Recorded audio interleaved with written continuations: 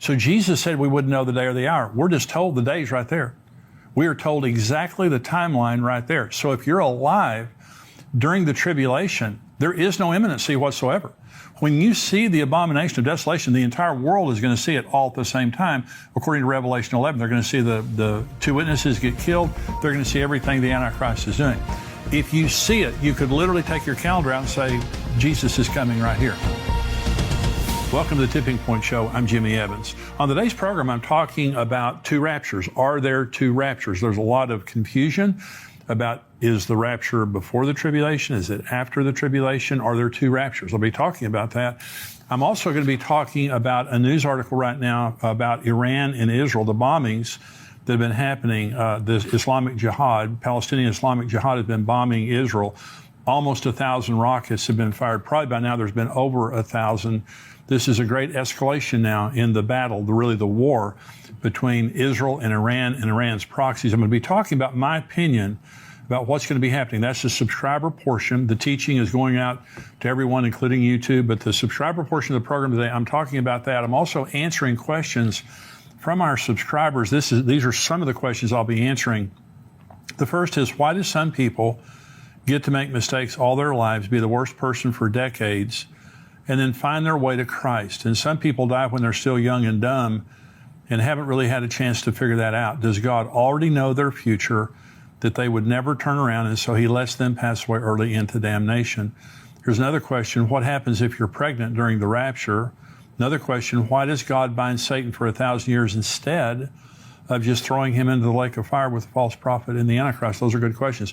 I'll be answering those questions today. Again, this is the subscriber portion. When I talk about the news articles, when I answer questions from subscribers. If you're watching on YouTube, I want you to become a subscriber for $7 a month, $77 a year. You don't just get the full program here. You get Dr. Mark Hitchcock's podcast tomorrow. Wonderful podcast, Marking the Times. All of our articles, Q&A that goes on all week long in the news articles and things like that. So I want you to become a subscriber of endtimes.com. So the question today, this is actually a question from Becky. And I read her question, and what I wanted to do was just to unpack this fully and not answer it quickly. But here's Becky's question. Is Matthew 24 written in chronological order of events? The tribulation is mentioned prior to the verses that speak to the rapture. Reading it chronologically, it would make a good argument for a post-tribulation rapture. And Becky, I'm so glad that you asked that question, because this is something I needed to patiently talk about for a long time. And that's why I'm so glad you asked that question, so I can talk about this today. A lot of people get very confused related to Matthew 24. Matthew 24 should help people, but really it confuses people. It confused me too for years, because it does talk very specifically about a post-tribulation rapture, a very graphic description of a post-tribulation rapture. Okay, so Becky's question begins with, is Matthew 24 written in chronological order? The first part of it is, the second part of it is not. Okay, so let me answer it this way. So let's go to the first part of Matthew chapter 24, and Jesus is being asked, what's going to happen at the end times? And he answers chronologically, okay, to a certain point. This is Matthew 24. Jesus went out and departed from the temple, and his disciples came to him to show him the buildings of the temple. And Jesus said, do you not see all these things? Assuredly I say, yet not one stone will be left here upon another that shall not be thrown down. Now as he sat on the Mount of Olives, the disciples came to him privately, saying, tell us, when will these things be, and what will be the sign of your coming and of the end of the age? And Jesus answered and said to them, take heed that no one deceives you, for many will come in my name, saying, I am the Christ, and will deceive many. And you will hear wars and rumors of wars. See that you are not troubled, for all these things must come to pass, but the end is not yet. For nation will rise against nation, kingdom against kingdom, and there will be famines, pestilences, and earthquakes in various places. All these are the beginning of sorrow. So let's stop right here. So Jesus, these are the birth pangs. This is where we are right now. By the way, we're seeing many of these things happening right now, and the pieces of rebuilding the temple are in place. So if you want to see firsthand the places being discussed in these verses, many other key end times locations, plan to join Pastor Ed Young and myself this December for our tour of Israel. We're going to have a great time. Pastor Ed Young and myself, we're taking a very large group. There's still room for you. And by the way, we have 5-star groups that are staying in the best places. We have economy groups. There's different price ranges that you can pick when you go. So if you want to stay in the best hotels and have all the best accommodations, we have places for you. If you want to go more of an economy route, we have that also. Again, go on endtimes.com and sign up to go to the Israel trip coming up this November. And so what is happening right now is the fulfillment of the first part of Matthew 24. Wars and rumors of wars, nation against nation, kingdom against kingdom. You can check that box. It's happening all over the world right now, but also famines and earthquakes and all those kinds of things like that, and pestilences. These things are happening right now. So we're in the birth pains. And I've said this before, when a woman's having a baby, the birth pains start kind of mild. I'm saying mild. I don't think a woman would say that. Kind of mild. And then they get very intense and very close together. We're seeing intense birth pains right now, extremely intense. And so I believe a birth is about to happen. And that birth is the kingdom of God and the rapture and things like that. But Jesus is now in chronological order, just going through the signs of the time. He said, the end is not yet. These are the beginning of birth pains. This is verse 9 now. He's going to continue to go in chronological order. Then they will deliver you up to tribulation and kill you. Now we're into the tribulation. And you'll be hated by all nations for my name's sake. And then many will be offended. Will betray one another and will hate one another. Then many false prophets will rise up and deceive many. And because lawlessness will abound, the love of many will grow cold. But he who endures to the end shall be saved. And this gospel of the kingdom shall be preached in all the world as a witness to all the nations, and then the end will come. Therefore, when you see the abomination of desolation spoken of by Daniel the prophet standing in the holy place, whoever reads, let him understand. Then let those who are in Judea flee to the mountains. Let him who's on the housetop not go down to take anything out of his house. And let him who's in the field not go back to get his clothes. But woe to those who are pregnant and to those who are nursing babies in those days. And pray that your flight may not be in winter or on the Sabbath. For then there will be great tribulation, such as not been since the beginning of the world until this time, no, nor ever shall be. And unless those days were shortened, no flesh would be saved. But for the elect's sake, those days will be shortened. Then if anyone says to you, look, here's the Christ, or there, do not believe it. For false Christ and false prophets will rise up and show great signs and wonders to deceive, if possible, even the elect. See, I have told you beforehand. Therefore, if they say to you, look, he is in the desert, do not go out. Or look, he is in the inner rooms, do not believe it. For as the lightning comes from the east and flashes to the west, so also will be the coming of the Son of Man. For wherever the carcass is, there the eagles be gathered together. And this is where he talks about the rapture. Immediately after the tribulation of those days, the sun will be darkened, the moon will not give its light, the stars will fall from heaven, and the powers of the heaven will be shaken.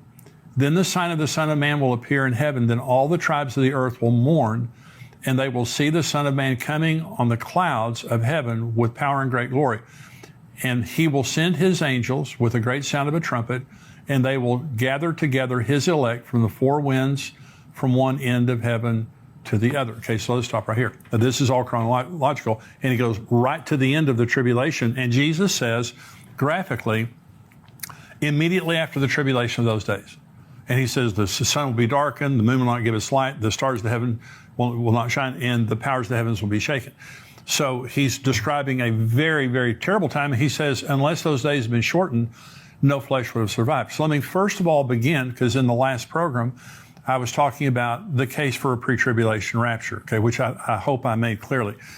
There is a post-tribulation rapture. Jesus says immediately after the tribulation of those days. There's no doubt about the fact that he's talking about at the end of the tribulation, there's going to be a gathering of the living and the dead people who accepted Christ after the first rapture and during the tribulation. So after these verses, okay, after verse 31, Jesus changes timelines here, okay? He's not on the same timeline. Jesus is now talking about preparing for a pre-tribulation rapture, and I'll prove this to you. Now, this is verse 32. Learn this parable from the fig tree. Now, he's changing. This is different. He's no longer talking about the tribulation.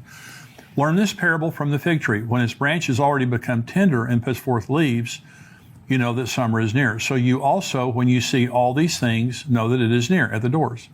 Assuredly, I say to you, this generation will by no means pass away till all these things take place. Heaven and earth will pass away, but my words will by no means pass away. But of that day and hour, no one knows, not even the angels of heaven, but my Father only. But as the days of Noah were, now listen to this, because this is very different from the end of the tribulation. As the days of Noah were, so also will be the coming of the Son of Man. For as in the days before the flood, they were eating and drinking, marrying and giving in marriage until the day that Noah entered the ark, and did not know until the flood came and took them all away. So also will the coming of the Son of Man be. 2 men will be in the field, one will be taken, the other left. 2 women will be grinding at the mill, one will be taken, the other left. Watch therefore, for you do not know what hour your Lord is coming. So now, this is completely different from the text before that. The text before that, Jesus is saying, unless those days have been cut short, no flesh will survive. Great tribulation is going to come on the world. This has not happened in the history of the world, nor ever will be. The sun will be darkened, the moon will not give its light. The powers of the heavens will be shaken. Jesus graphically describes in the first part of Matthew 24 the worst time in the history of the world. Then he starts talking about, look at the signs of the times and be ready when I come, because my coming will be like in the days of Noah. They were buying, selling, marrying, giving in marriage, business as usual. There is no business as usual at the end of the tribulation. Okay, there's a stark contrast. Listen to this verse. This is where Jesus talked about the tribulation. Immediately after the tribulation of those days, the sun will be darkened, the moon will not give its light, the stars will fall from heaven, and the powers of the heaven will shake it. Listen to these words now. As the days of Noah were, so also will the coming of the Son of Man be. For as in the days of Noah, or as in the days before the flood, they were eating, drinking, marrying, giving in marriage until the day Noah entered the ark. They did not know until the flood came and took them all away. So also will be the coming of the Son of Man. One of the most important doctrines concerning the rapture is imminency. Now, Jesus can come. I believe that some year Jesus is going to come during the Feast of Trumpets. I've talked about that before on the program, which happens in the fall of the year. Next year, it will be during our conference that the Feast of Trumpets happens. But it could happen anytime. Jesus can come anytime he wants to. But imminency is a very important doctrine. But you have to understand that when the abomination of desolation takes place, Jesus said, because some people would say there is no pre-tribulation rapture.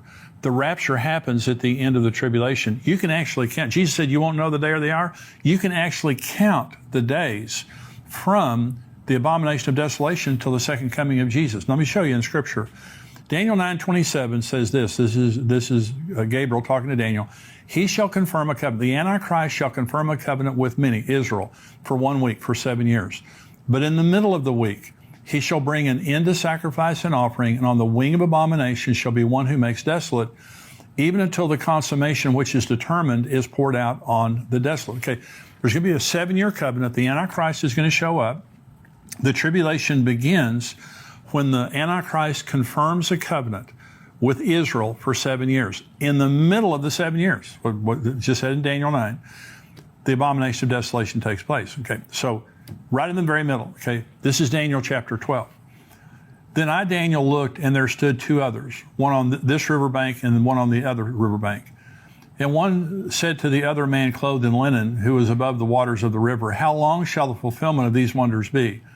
Then I heard the man clothed in linen, who is above the waters of the river, when he held up his right hand and his left hand to heaven, and swore by him who lives forever, that it shall be for a time, times, and half a time, and when the power of the holy people has been completely shattered, all these things shall be finished. Although I heard, I did not understand. Then I said, my Lord, what shall be the end of these things? And he said, go your way, Daniel, for the words are closed up and sealed till the time of the end. Many shall be purified, made white, and refined. But the wicked shall do wickedly, and none of the wicked shall understand, but the wise shall understand. And from the time that the daily sacrifice is taken away, and the abomination of desolation is set up, there shall be 1,290 days. Blessed is he who waits and comes to the 1,335 days. Now, there are 3 periods of time being talked about here in Daniel 12. They're very important. The first, the question was asked, how long is this going to happen? And it was 1,260 days, a time, times, and half a time. Israel used a 360-day lunar calendar. So that's 1,260 days.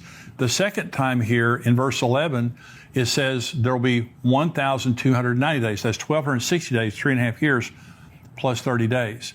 It says, blessed is he who waits and comes to the 1,335 days. That's actually the beginning of the millennium, after the second coming, after the abomination of desolation has been removed, after the sheep and goat judgment and all those things have happened. There's the inauguration of Jesus as king, and the millennial kingdom begins. That's the reason that there's a time difference. But here's what I'm trying to say. So Jesus said we wouldn't know the day or the hour. We're just told the day's right there. We are told exactly the timeline right there. So if you're alive during the tribulation, there is no imminency whatsoever. When you see the abomination of desolation, the entire world is going to see it all at the same time. According to Revelation 11, they're going to see the two witnesses get killed. They're going to see everything the Antichrist is doing. If you see it, you could literally take your calendar out and say, Jesus is coming right here. And so there's no imminency. So I'm saying, when you look at Matthew 24, and Becky was saying, it seems to me like, Matthew 24 is a good proof of a post-tribulation rapture. It sure is. Jesus graphically says there's going to be a post-tribulation rapture. Then he turns around and starts talking about the signs of the time. We won't know when he's coming, and it's going to be like the days of Noah, buying and selling, marrying, giving in marriage. Now understand this, at the end of the tribulation, there is no buying, selling, marrying, giving in marriage. Over half the world's population is dead. The earth has been under judgment after judgment after judgment, the worst of which are the bowl judgments at the very end. There's no buying and selling, marrying, giving in marriage. Jesus said, unless those days have been cut short, no flesh would have survived. And remember, Jesus said, it will be like the days of Noah before the flood. Okay, so this is a pre-judgment, a pre-wrath text here that Jesus is talking about two different periods of time. Again, Jesus said, unless those days have been cut short, no flesh would have survived. Then he's over here talking about buying, selling, planning, building, giving in marriage, those things like that. And so it's a very, very easy text for me. Of course, I've studied for a long time, but Becky's question was, is this chronological? Is Matthew 24 chronological? It is, up until verse 31. Jesus begins, when his disciples question him, he begins by talking about the birth pain judgments, all the things that will be happening up until the tribulation. Then he says, then you're going to be going to great tribulation. He talks about the abomination of desolation. He talks about the second coming, when every eye will see him. The rapture, the pre-tribulation rapture, is a private event that takes place in the sky between Jesus and the believers. The earth doesn't know anything other than a lot of believers have disappeared. The second coming, every eye will see him. His feet come down and touch the Mount of Olives. There's going to be, again, a great rapture of the saints, the living and dead saints. People have been saved during the tribulation. So when you read the full text of Matthew 24, you see a chronological account that Jesus gives from verse 1 all the way down until verse 31. Then he changes and said, look at the signs of the times. Look at the fig tree. All these things happening. It's going to be like the days of Noah. So I believe that there's going to be, at any time now, because again, imminency. Right now, we don't know. Even if Jesus comes during Rosh Hashanah is a 2-day feast. You still don't know the day or the hour. Even if you knew. And by the way, Rosh Hashanah is known as the day that no one knows by the Jews. That's one of the ways that they talk about the Feast of Trumpets. And so I believe some year Jesus is going to come during the Feast of Trumpets, but he could come anytime he wants to. Okay, I could be wrong about that. And so, and by the way, the fulfillment of the Feast of Trumpets could be the Matthew 24 rapture at the end of the tribulation, because Jesus said he's going to come with a trumpet then too. I believe in imminency, and I believe that we need to look at Scripture very carefully. So Matthew 24 is chronological up to verse 31, then it's not. Jesus goes back to before the rapture of the church, a pre-tribulation rapture that he graphically describes there.